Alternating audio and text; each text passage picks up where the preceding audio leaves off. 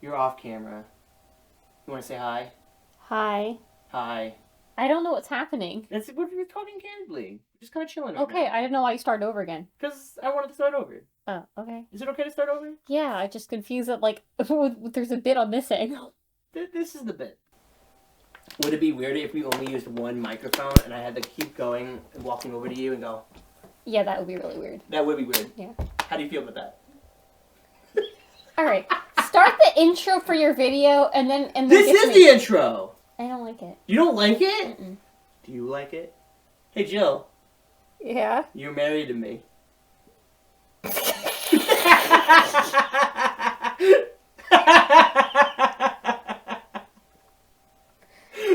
I can't tell if you're laughing or crying. Well, I'm not crying yet. Should I cry?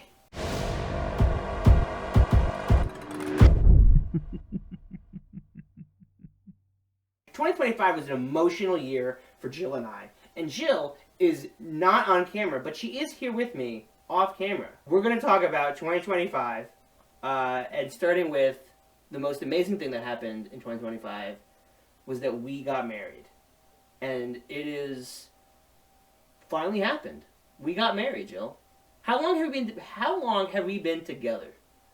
Over 10 years. 10 years. That's a long time. Some would say too long. It finally happened. What was your favorite part of the wedding, other than the ceremony? Because the ceremony was beautiful. I really liked after dinner when they opened up the dance floor and everyone was dancing. We were just having a blast. This was after our first dance. Yes, so it was Okay. after dinner and everyone eating, and we started dancing on the floor for the next 2 hours plus. Yeah. You know my favorite part of that particular section was when we were dancing to the Mario Odyssey theme song, and the DJ had said that that something about the effect of like, oh, these guys really know this movie. They know the dance to this movie. We're not realizing it's from a video game. We just improvised the whole thing, and unfortunately, the videographer and photographer were already gone at that point, so we don't. They were gone. We have no footage of that. No, unfortunately not. You can tell I did not see any of the footage. I didn't watch any of it, except for the one teaser that they posted on Instagram. When did we get married, Jill? May 10th. May 10th. We got married on the beach. I was just gonna say I was just thinking about that for the next thing to talk about. We got married on a beach. So because we were down the shore, our venue had a balcony on the ballroom that we had the doors open up, so we got the sea breeze in, and we could go out there and look out at the ocean. And I just thought it was very special, and I liked being able to see the ocean from our reception.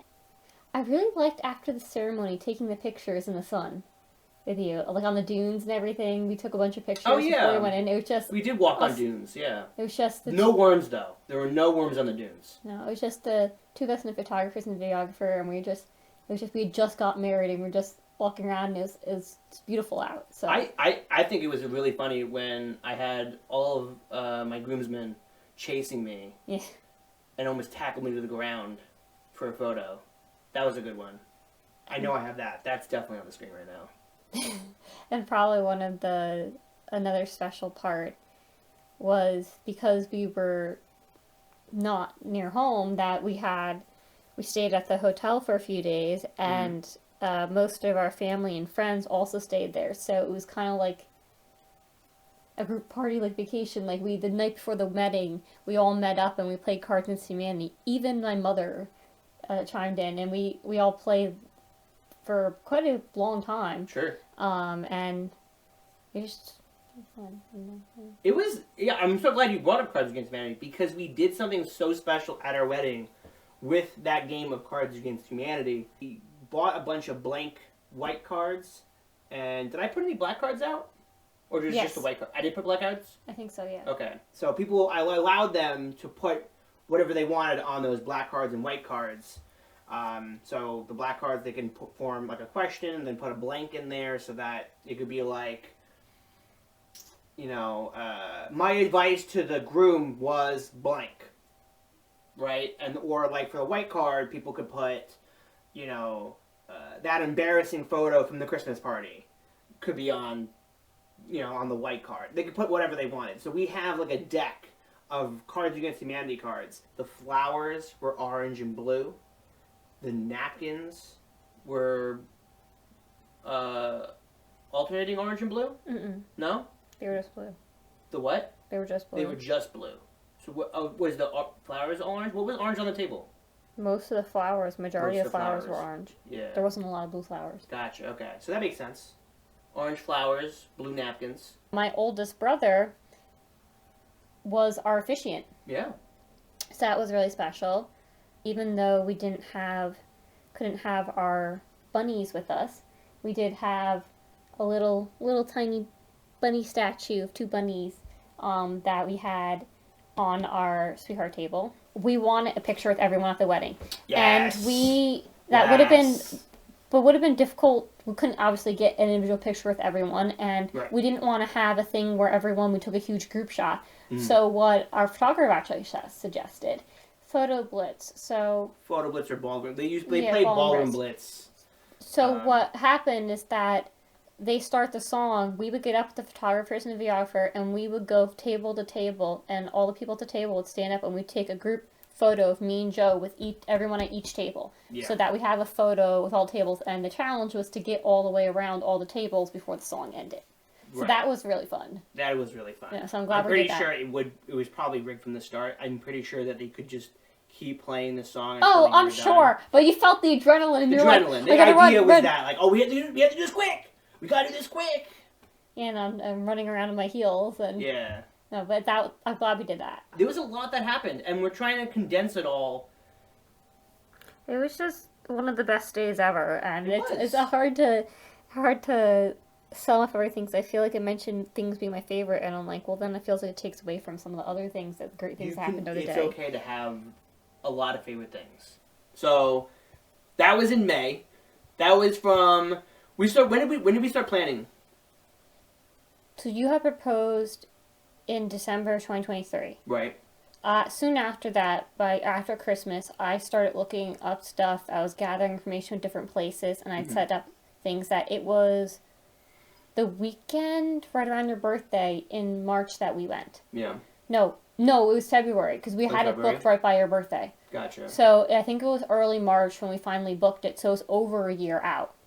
So from February to literally the day, May 10th, 2025. Yep. And it was just back and forth planning, helping you with stuff and getting stuff ready. And yeah, the planning ebbed and flowed. Sometimes it was more intense than other times. And also, in the middle of the planning, we also bought a house. Yeah. So that was a lot. That would probably be the other thing. I'm glad that we had that, though, several months out from the wedding. But it was basically the beginning of 2025 all the way until the wedding where it was crunch time for me. So I was very, very, very stressed. It was very, very stressed. So, yeah. It was crazy. 2025 was crazy. But that, of course, wasn't the only thing. But that wasn't a surprise. I'll tell you that. The wedding was not a surprise at all. Because we knew it was going to happen. We were planning for it. What we weren't planning was me being in the hospital for 10 days. You went to the hospital the 24th of September. Yeah. Okay. Which is Wednesday. Yeah. So I was in there from... then till October 4th. Yeah. Which was a Saturday. Mm-hmm. Yeah. So Wednesday to Saturday. I woke up Wednesday morning with... I'm trying to remember if it was on the left-hand side or the right-hand side.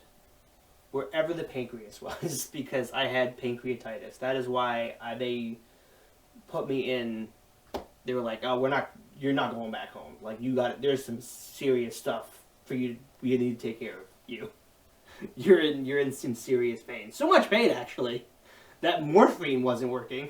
They had to give me something even stronger than morphine to ease the pain." You had pancreatitis and diabetic ketoacidosis. Say that 10 times fast. So they kept pricking me with needles and taking blood, and at some point I just had 4 needles in me. Like both arms. I had, you know, 2 needles in one arm, I had 2 needles in the other arm. And I was just always laying in bed, like, out like this. I had insulin feeding through my veins at all times. It was not great. I didn't eat. How many days was I not eating? I felt like there was like 3 or 4 days I did not eat. Yeah, you weren't allowed to eat because of pancreatitis. Yeah, no eating. I think at some point I got a little sponge with water, but that was it because they were practically just feeding me through the tubes. What do they call that? An IV. The IV. That's it. It's not really a tube, but I guess it is. I don't know. So I have type 1 diabetes now, which to me isn't a surprise because my eating habits were not great. And it kind of runs in the family, but not type 1 though. It's type 2. And what was the other? It's called LADA, right? It's LADA. LADA. What does that stand for again? It's latent autoimmune diabetes in adults. Has some characteristics of type 2, but it's an autoimmune condition like type 1. And you start out with having decreased function of your pancreas, and you can have some insulin resistance, but eventually your pancreas will stop producing any insulin. Whereas type 2, you're still producing insulin, your body just become resistant to it and not responding to it. So because of that, you have to supplement insulin. You know, when you say it out loud, again, it kind of makes me tear up again. It was an emotional time. Yeah, it's tough. I've gotten used to everything, so it doesn't wear on me. But, like, hearing it out loud sounds kind of bad. Well, I will say Joe's been doing fantastic with us. He has done so well adapting to the new diet and using the medicine that 3 months out from his hospital visit, his A1C or marker for checking for diabetes is below what it would be for pre-diabetes, which is fantastic. You really done great and decreased your numbers. It's been tough, but you've really taken it on. I mean, yeah, I've gotten used to the diet and the medicine a little bit more. You know, I am trying different things. I'm making some mistakes here and there. It's not like I'm not perfect, but it is based on what I was doing beforehand. I'm at a much better diet. I'm having eggs in the every morning. I'm having a lot more spinach. I love spinach. Spinach is my favorite vegetable. As of right now, I can't eat, but I just gotta watch how much I eat, which is something that I've been trying to do before all of this, but I guess wasn't trying hard enough. So, which led me to this predicament. But it seemed like from what my doctors were saying in the hospital is that my diet might have just had it happen sooner, and it seemed like this was going to happen regardless. This was like fate at some point. The fact that it was LADA, right? Yeah, so it would have happened. This was going to eventually happen to me. It would have happened at some point as your pancreas, the beta cells stopped producing insulin. Yeah. But what probably made it happen a little bit sooner was the fact that your triglycerides were really high, because the triglycerides interact with insulin, and because your triglycerides were so high, your insulin spiked up. So, a little bit of diet maybe played a part in when it happened, but it was going to happen no matter what. But luckily, it didn't happen during the wedding. Yeah, that would be crazy. Or if we were on like a honeymoon or a trip away from home, that wouldn't have been great. That would have been nuts. So that's honestly the biggest takeaway, that these two incredibly, insane events, both good and bad, did not happen at the same time. They happened at separate times during the year. Let's hold on. Keep the camera going. What do you want? What are you gonna bring up? One of the buddies? Maybe. Oh, she's gonna go get a bunny. If I can. Okay. Probably Fiji, right? Don't give him to me. There he is. All right. This is Fiji. Say hi, Fiji. Say hi. He doesn't like me too well. I'm surprised he's letting me do this. He's scared. He's looking at me like, what did you do to me? Yeah. It's okay. It's okay. What? You okay? This is a moment. We're having a moment right now. Hold on. I want to take a picture of this. Let me take a picture of this. It's on video. If you want to. Oh, he's kicking his feet. Oh, you can see him in the camera. Yeah, you can see him. There he is. There's our little boy. There he is. Fiji. There's Fiji. Yeah, I picked him. He just went in the litter box and was sitting with Evie, and I picked him up. Oh. But he likes it up here. Oh, yeah, no, he does. Fiji comes up here. Evie does not come up here. Literally 2025 in a nutshell. Thank you again so much for watching. Head over to the What's Going On video where I talk about the future of the channel, what I have planned, and boy oh boy do I have a lot planned. So thank you, Jill, and thank you, Fiji, for joining us as you take a bath. Thank you so much. And don't forget, I am not crazy. I'm Joe Crazy.